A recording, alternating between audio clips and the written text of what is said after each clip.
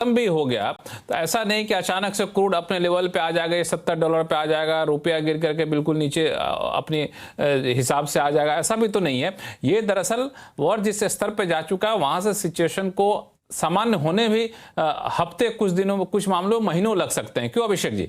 तो इसके लिए क्या बाजार अभी से तैयार कर रहा है अपने आप को, या फिर जब वॉर खत्म होगा तो एक वी शेप रिकवरी जिसको हम लोग कहते हैं, जिस तेजी से गिरा है उसी तेजी से उठने की कोशिश करेगा बाजार?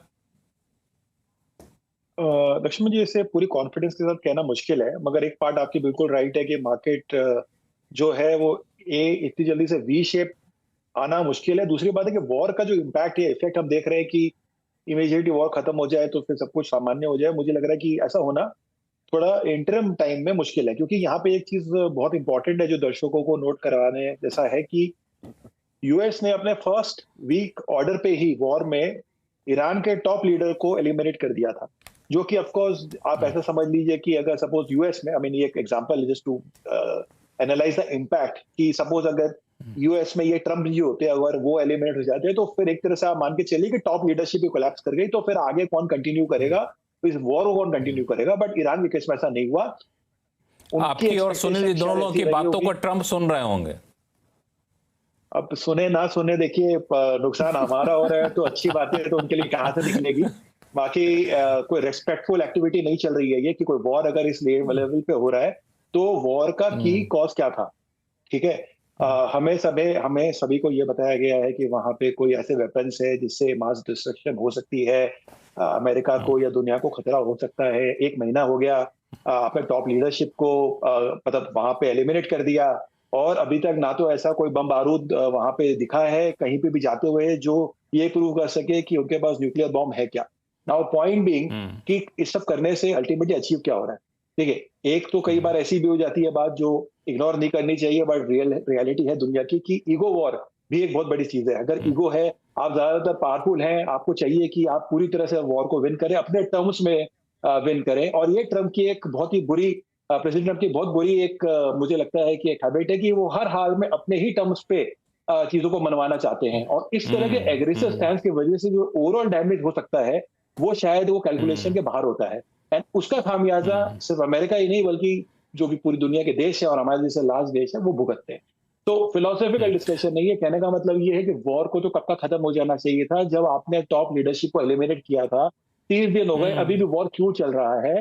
बिकॉज अमेरिका चाहता है कि ये जो इम्पैक्ट है, नेगेटिव इम्पैक्ट है क्रूड ऑयल का, वो एशियन कंट्रीज को भी इम्पैक्ट करे, इंडिया को इम्पैक्ट करे, चाइना को इम्पैक्ट करे, ताकि यूएस का डोमिनेंस और दबदबा आगे बना रहे, डॉलर की स्ट्रेंथ हो, उनकी जो इतनी बड़ी खुद की जो डेट चल रही है बुक्स के अंदर में वो कम हो। वेनेजुएला उन्होंने ले लिया था, ईरान को वो लेने जा रहे हैं, बट ये ऑब्वियस है कि जा रहे हैं वो एनर्जी के पीछे, क्रूड के पीछे। और जब तक वो अपने टर्म्स पे हाथ नहीं लेते तब तक मार्केट सामान्य नहीं होगा। जब तक मार्केट सामान्य नहीं होगा तब तक ये प्रिडिक्ट करना कि हमारा मार्केट कहाँ जाएगा ये कहना बहुत ही मुश्किल है। अभी फिलहाल बड़ा इंटरेस्टिंग एंगल आपने बताया कि यूएस क्यों नहीं वॉर खत्म करना चाहते हैं ट्रंप, इसके पीछे बड़ा ही सॉलिड लॉजिक दिया है अभिषेक जी ने। अभय अग्रवाल साहब, आप सहमत इस लॉजिक से? बिल्कुल, जो पढ़ रहे हैं देख रहे हैं, ऑब्वियसली वॉर जो है वो एक वॉर के लिए नहीं लड़ी जा रही है, इसमें बहुत सारे ऑब्जेक्टिव्स हैं। Specially US as a country जो दुनिया का पुलिसमैन है, डोमिनेट करता है, मल्टीपल एजेंडाज हैं उनके, मल्टीपल ऑब्जेक्टिव्स हैं। किसको मीट कर पाएंगे, किसको नहीं कर पाएंगे। मैं अभी तक तो मैं ये देख के खुश हूं कि अभी ये सिर्फ एक बायलैटरल वॉर की तरह ही चल रहा है बिटवीन यूएस एंड ईरान। एक डर जब तक रिजॉल्व नहीं होता तब तक हमेशा ये डर रहेगा कि क्या दूसरी कंट्रीज जो अभी तक साइडलाइन पे बैठी हैं कहीं वो तो नहीं इन्वॉल्व हो जाएंगी, क्योंकि अगर वैसा होगा तो बहुत ही संकट का समय होगा। मार्केट्स को तो आप पिछले छोड़ दीजिए, बट जनरल जो ग्लोबल पॉलिटिक्स, जियो पॉलिटिक्स जिसको हम कहते हैं लक्ष्मण जी, उसके लिए बहुत ही संकट का समय होगा। तो अभी भी जब हम ये शो कर रहे हैं लक्ष्मण जी, तो काफी कंट्रीज हैं जो इस वॉर के थ्रू अपना अलग अलग एजेंडा, अलग अलग ऑब्जेक्टिव मीट करने की कोशिश कर रही हैं, जिसको हिंदी में कहते हैं कि अपना हाथ सेक रहे हैं काफी लोग। अब वो कहां तक वो एंड होगा, कौन कराएगा, कैसे कराएगा, इस समय कहना बहुत मुश्किल है।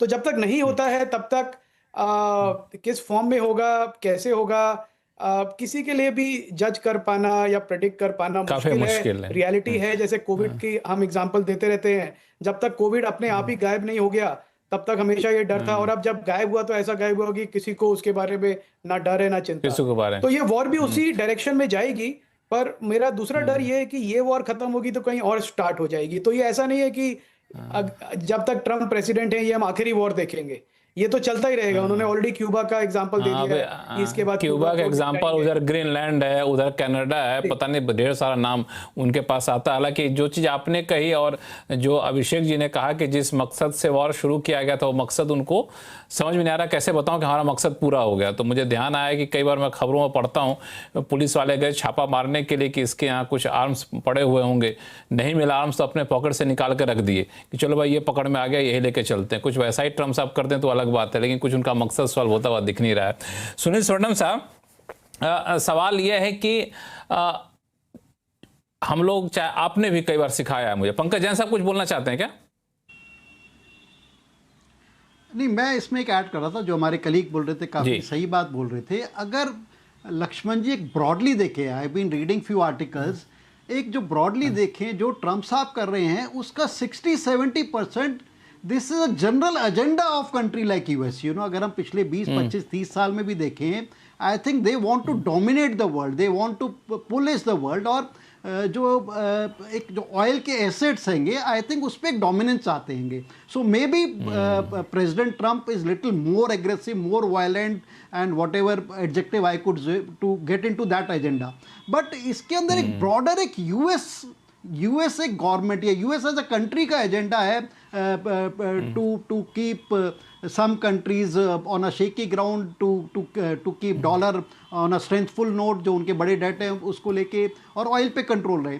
सो आई थिंक एक बहुत बड़ा कॉम्प्लेक्स सिनेरियो है, एंड मे बी जो ट्रम्प साहब की पर्सनैलिटी है वो उस एजेंडा को थोड़ा रेजिंग या रोरिंग फॉर्म में ले जा रही है। So I think as of now we are in a very complex fluid kind of situation, और जो हमारी जैसी कंट्री है कि एक अच्छी राइजिंग डेवलपिंग कंट्री हैगी, उसको एक सेटबैक लग जाता है। और अगर अब देखें जो पिछले 2-4 साल में हुआ है, एक और जो चीज़ हो गई है अक्रॉस द वर्ल्ड, जिस नेशन की जितनी भी कैपेसिटी है, I think percentage increase of spending in defence would go up exponentially. I think पहले भी जा रहा था, बट इसके बाद चाहे वो छोटा देश हो चाहे बड़ा देश हो, what these countries are seeing कि भाई सबको अपने अपना देखना पड़ेगा, and you can't depend on your sort of allied kind of nation. जो यूक्रेन वॉर हुई थी, it was with Ukraine wanted to get into NATO, और अगर आप देखें तो NATO itself is on a shaky ground. सो बहुत कॉम्प्लेक्सिटी हो गई है, डिफेंस पे स्पेंडिंग बहुत बढ़